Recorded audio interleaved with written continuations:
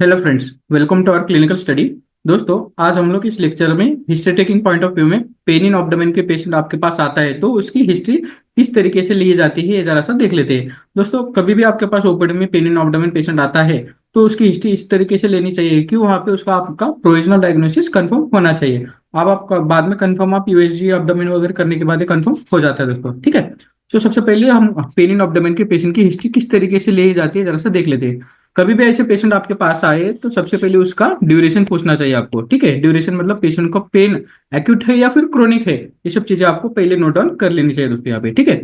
इसके बाद में आता है पॉइंट साइट, ठीक है। पेशेंट का पेन इन एब्डोमेन कौन से साइट में है। जैसे कि आपको सबको पता है कि अब्डोमिनल के हम 9 रीजन्स करते हैं, ठीक है। अब्डोमेन के 9 रीजन्स जो रहते हैं, इसके हिसाब से 9 रीजन्स ऑफ अब्डोमेन में पेशेंट का पेन कौन से रीजन में होता है, उस तरीके से हम लोगों को यहाँ पे डायग्नोस करना रहता है दोस्तों यहाँ पे, ठीक है।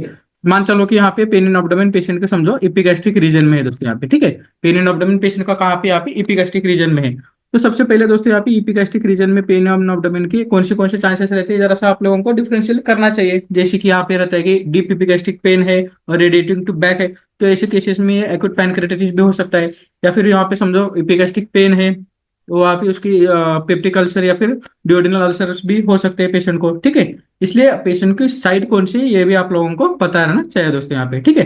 तीसरा पॉइंट आता है कि पेशेंट का समझो पेन जो है नेचर किस टाइप से पेन है, ठीक है। पेशेंट का जो पेन का नेचर कौन सा है, या फिर नेचर मतलब क्या होता है दोस्तों यहाँ पे पेशेंट की सीवियरिटी कैसी है, ठीक है। या फिर माइल्ड है, मॉडरेट है या फिर सीवियर टाइप ऑफ पेन है। इसलिए पेशेंट की सीवियरिटी भी आप लोगों को वहाँ पे देखनी चाहिए दोस्तों यहाँ पे, ठीक है।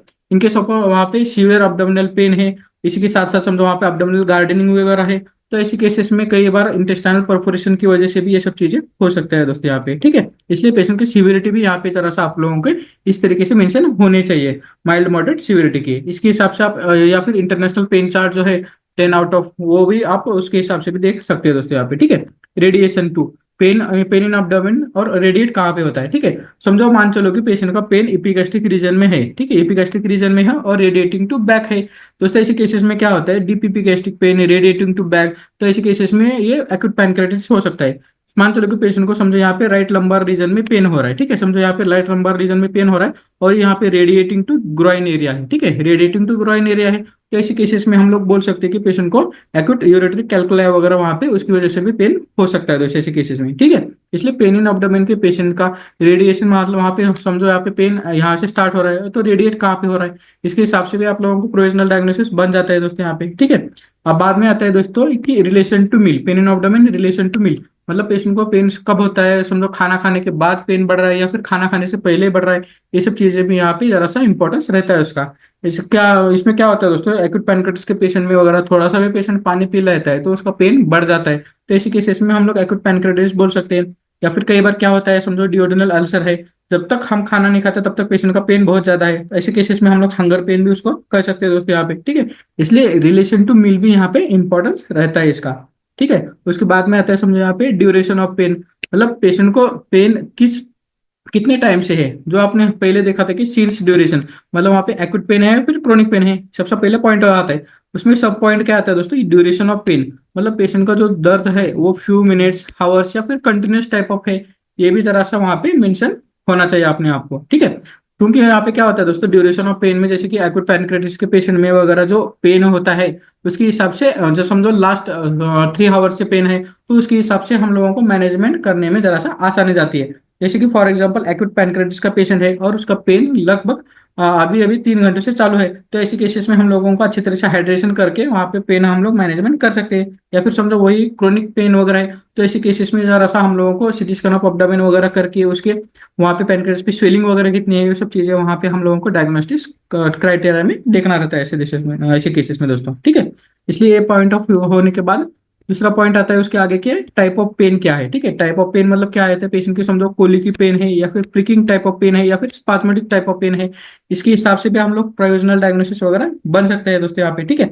कई बार क्या होता है पेन इतना सीवियर रहता है कि अब्डोमेन जो हमारे मसल्स रहते हैं एकदम हार्ड हो जाते हैं, एकदम टेंडर हो जाते हैं, तो ऐसे केसेस में भी हम लोगों को क्या होता है दोस्तों यहाँ पे अब्डोमिनल गार्डनिंग है और सीवियर अब्डोमिनल पेन है, तो ऐसे केसेस में हम लोग ये इंटेस्टाइनल परफोरेशन या फिर पेरिटोनाइटिस के केसेस भी हो सकते हैं यहाँ पे, ठीक है। ये सब चीजें भी हम लोगों को ध्यान में रखना रहता है। कई बार समझो कोलिकी पेन है, जैसे कि समझो रेनल कैल्कुला है, उसमें पेशेंट एकदम बाउंसिंग पेन रहता है अपने बेड पे, ठीक है। ऐसे बाउंसिंग पेन को हम लोग भी ये फिर डायग्नोस कर सकते हैं कि ये यूरिटरी कैल्कुलाई वगैरह हो सकता है। कई बार समझो यहाँ पे लार्ज इंटेस्टाइन पे स्वेलिंग वगैरह आ जाती है, या फिर कोलाइटिस वगैरह बैठ जाता है, तो ऐसे केसेस में भी स्पाज्म ऐसा बैठ जाता है कि पेशेंट को स्पाज्मोनिक टाइप ऑफ पेन भी हो सकता है दोस्तों यहाँ पे, ठीक है।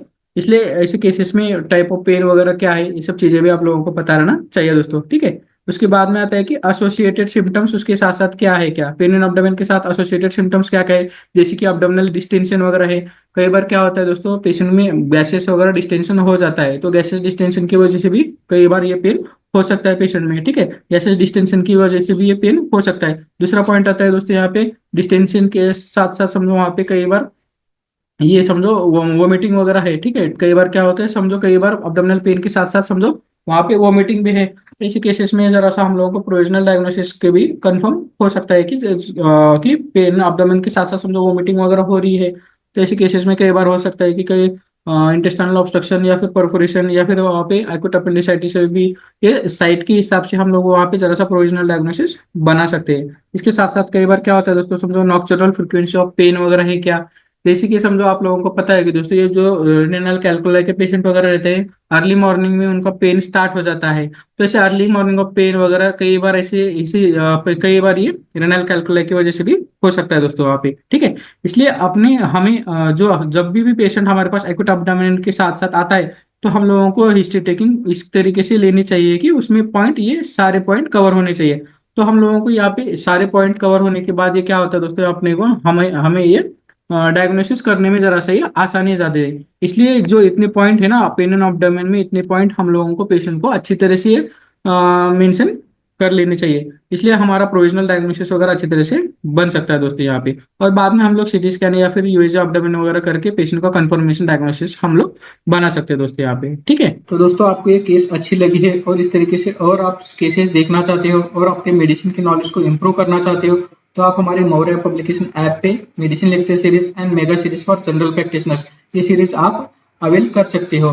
ये आप सीरीज अवेल करने के लिए आप नीचे दिए गए नंबर पे नीचे दिए गए नंबर पे कांटेक्ट करके आप ये सीरीज अवेल कर सकते हो दोस्तों।